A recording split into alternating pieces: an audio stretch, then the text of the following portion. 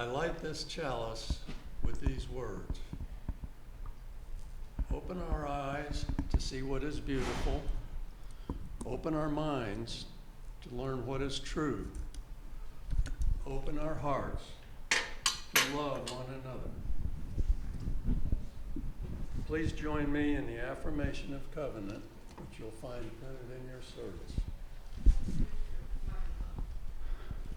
Love is the doctrine of this church. The quest for truth is its sacrament, and service is its prayer. To dwell together in peace, to seek knowledge in freedom, to serve humankind in fellowship, to the end that all souls shall grow into harmony with the divine.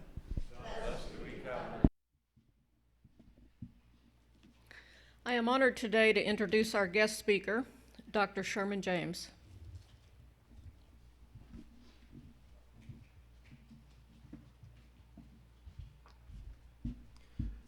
Good morning. It's very good to be with you today. Alice, my wife, and I have been members of UUCLR for about 5 years. I'm currently one of 4 members at large on our Board of Governors. When Reverend Jan announced her decision to retire, I agreed to serve on the search committee to find an interim minister. I also serve on our worship arts team, which means that, for better or for worse, today is my day to be in the pulpit. 2 Sundays ago, at our 10 o'clock forum, I shared some thoughts about why I became a UU, or rather why I, along with Alice, decided to join this particular church. I'm sure that our reasons for doing so were similar to many of yours. This is a welcoming, open-minded, and multi-talented faith community. While these features of UUCLR were pretty clear early on, they became even clearer to me through serving on the interim minister search committee as we engaged in a series of delightful conversations about who we were, who we are now, and who we want to become with the 4 candidates who expressed interest in us. In addition to UCLR's very special history and culture, I find the 7, and perhaps soon to be 8, UU principles to be a useful ethical framework as I decide how best to use my time, energy, and financial resources. I especially like the fact that philosophically, the UU faith is a big tent. For example, the website of the Unitarian Universalist Association, or the UUA, notes that the intellectual and spiritual sources of our living tradition include, quote, Jewish and Christian teachings which call us to respond to God's love by loving our neighbors as ourselves, unquote. Perhaps like some of you, I was brought up in the Christian faith, so I find it reassuring that as a UU, I'm free to draw upon some of the valuable insights into what it means to be human that Judaism and Christianity have contributed to the world. Last Sunday, Nell provided an example of how to do this in a way that neatly intersects with core values of the UU faith when she drew upon the Christian parable of the Good Samaritan to illustrate how binding the wounds of the injured in our midst, a nearly perfect definition of what it means to be compassionate, should be one of the things that UUCLR should strive to be known for. Similarly, 3 weeks ago, Rebecca Retzel drew, indirectly, on a second source of our living tradition, humanist teachings, which counsel us to heed the guidance of reason and the results of science, when she recounted how, fresh out of college, her relationship with a mentor, a worldly wise older woman, accelerated her, that is Rebecca's, responsible search for truth and meaning, the UU fourth principle. The UUA website also notes that our living tradition includes, quote, words and deeds of prophetic people, which challenge us to confront powers and structures of evil with justice, compassion, and the transforming power of love, unquote. And it is this source, words and deeds of prophetic people, that I will draw upon in my own reflections today as I explore the significance that the first principle, the inherent worth and dignity of every person, from the perspective of someone who came to the UU faith from a rather strong Christian background. UU Minister Emerita, Reverend Mary Sewell, whose words opened today's service, called the first UU principle our foundation. All of the other principles, the pursuit of justice, equity, and compassion, the responsible pursuit of truth and meaning, respecting the interdependence of all living things, etc., rest on this first principle, and it is foundational. I began preparing for today's service just as the first set of remarkable images of stars and planets from deep space, early products of the Big Bang, were being made visible courtesy of the engineering marvel known as the James Webb Space Telescope. It occurred to me that the first UU principle could also be thought of as a telescope, a spiritual telescope, an instrument that we can use to bring distant objects, in this case, other people, closer to us so that we can see them and they us, without the distortions and misunderstandings that divide us and threaten the future of our democratic institutions, if not the future of the planet itself.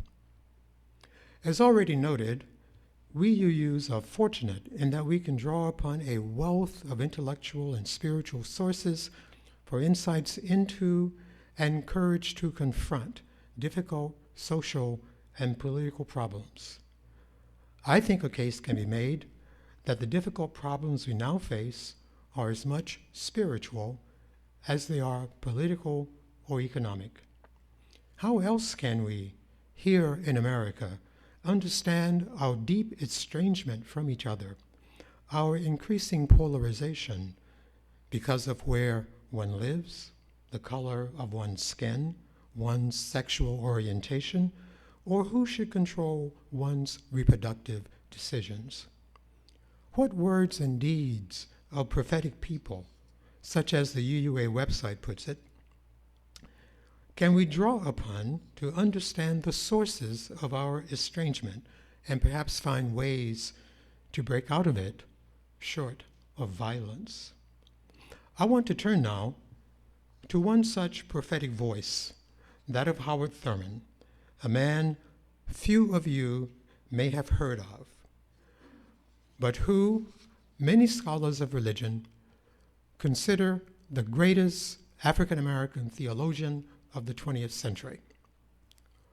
Who was Howard Thurman? He was born in Daytona Beach, Florida in 1899. He graduated from Morehouse College in Atlanta in 1923. Martin Luther King Sr. was one of his classmates and a lifelong friend. After Morehouse, Thurman earned a Bachelor of Divinity degree in 1926 from Colgate Rochester Divinity School. He then taught at Howard University in Washington, D.C. for 20 years and became well known in religious circles, both black and white, as a prolific writer and an inspirational teacher and preacher. Because his religious philosophy became more expansive, indeed more worldly, over time. In 1944, he left Howard University for San Francisco, California, to found the Church of the Fellowship of All Peoples, which was the first interracial, interdenominational, and occasionally interfaith church in the United States. In San Francisco, his reputation continued to grow, and in 1953 he was invited and accepted the offer to be Dean of Marsh Chapel at Boston University, becoming the first African American to hold such a position at a predominantly white university. As luck would have it, in 1953, a young Martin Luther King Jr., the son of his Morehouse classmate, was a student in the PhD program at Boston University, studying systematic theology. Each Sunday, the young King listened carefully to Thurman's erudite sermons, carefully read Thurman's essays and books, and visited frequently with Thurman in the latter's home. From that time on, Thurman became one of Martin Luther King Jr.'s most important mentors, a relationship that endured until King was assassinated in 1968. Of Thurman's 20-odd books, the one shown here on the right, Jesus and the Disinherited, first published in 1949, is his most influential book. Martin Luther King Jr. said that he returned to it time and again when he led the Montgomery, Alabama bus boycott in 1955 and 56. And those who knew King well say that he almost never traveled without a copy of the book in his suitcase. In Thurman's own words, Jesus and the Disinherited was written for, quote, those who need profound succor and strength to enable them to live in the present with dignity and creativity, unquote. To enable them, the people, to live with dignity, which we might think of as the action implication of the first UU principle. And here is the central question Thurman posed in his most famous book, again in his own words. What do the teachings of Jesus have to say to those who stand at a moment in human history with their backs against the wall? It is a question that all religions might well ask, given that in this historical moment, more and more people, for more and more reasons, have their backs against the wall. Thurman's answer to the question unfolds over 112 pages in 5 highly readable chapters. I cannot do justice to his thoughtful analysis in a 1-minute soundbite, but suffice it to say, and we UUs will appreciate this, that Thurman's answer centers on the historical Jesus, not the God-man Jesus of Orthodox Christianity. Thurman wrote, quote, we begin with the single historical fact that Jesus was a Jew, a poor Jew. The masses of the Jewish people in his day were poor. If a Roman soldier had pushed Jesus into a ditch, he could not have appealed to Caesar. He would be just another Jew in the ditch. Jesus was a member of a minority group in the midst of a larger, dominant, and controlling group, end of quote. Clearly, this is something that all Black Americans understand. Love your enemy? Really, Jesus? Here, the late Vincent Harding, another well-known African-American scholar of religion, and who wrote the foreword to the 1996 edition of Thurman's book, comes to the rescue. In the foreword, Harding wrote, quote, for he, and here Harding means Thurman, recognized, and he believed that Jesus recognized, that no external force, however great and overwhelming, can at long last destroy a people if it does not first win the victory of the Spirit against them." Unquote. Loving your enemy then, or at least not giving into the strong temptation to hate him, becomes your superpower in a struggle that is as much spiritual as it is physical. Mahatma Gandhi and Martin Luther King Jr. both understood this. 3 chapters of the book focus on fear, deception, and hate, which Thurman calls the 3 hounds of hell, so named because they dog the steps of all of the world's marginalized and disinherited peoples. I will say just a few words about Thurman's insights into the origin of fear and hate before moving to the end of my remarks.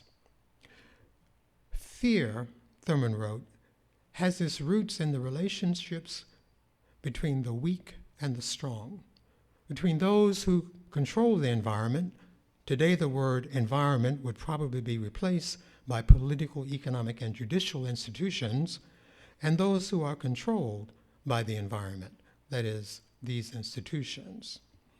He continues, fear arises on the part of the underprivileged. Today, instead of the underprivileged, we would probably say the marginalized or the excluded. Arises from a profound sense of isolation and helplessness, a sense of loss, which, to paraphrase Thurman, can be channeled by skillful demagogues into an irrational hatred of the other for purposes of seizing or holding on to power. To illustrate the connection between fear and hate, Thurman recounted a conversation he had 1 to 2 years after World War II had ended with a young German woman, presumably Jewish, who had escaped the Nazis. She described for Thurman the hold that Hitler had on German youth. They had lost their sense of belonging, she said, and felt that they did not count. Here, according to Thurman, is what she said Hitler told German youth, quote, "No one loves you. I love you. No one will give you work. I will give you work. No one wants you.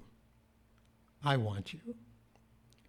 And when they saw the sunlight in his eyes, she went on, they dropped their tools and followed him. End of quote. Hitler youth were undergoing a spiritual crisis. Viewed through the telescopic lens of the UU First Principle, they had lost their sense of inherent worth and dignity. Their backs, Thurman would say, were against the wall. It mattered greatly who understood the despair in their spirits and spoke to it. It also matters now. We open today's service with words from an essay on the first principle by the Reverend Mary Sewell. I'll now close with a repeat of some of the first few sentences in her opening words. We believe in the inherent worth and dignity of all persons. Imperfect as we are, this, our first UU principle, calls us into right relationship with others. It calls for profound respect, even when we differ with the views and behavior of another. It calls for gentleness and forgiveness, and the understanding that redemption is just a decision away. As we here at UUCLR continue to build our spiritual as well as our physical infrastructure en route to renewing our search for an interim or settled minister, I'm encouraged by the concrete steps we are now taking to polish the lens of our spiritual telescope so that we can be maximally responsive to the needs of those within as well as outside our church community. shall we gather at the wall. May it be so. Amen and namaste.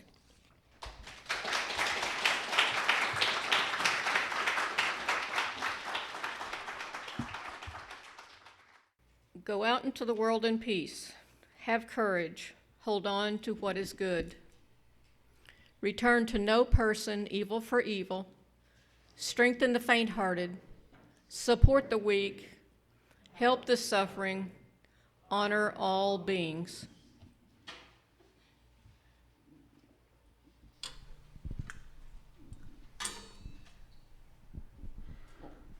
We extinguish this flame, but not the light of truth, the warmth of community, or the fire of commitment.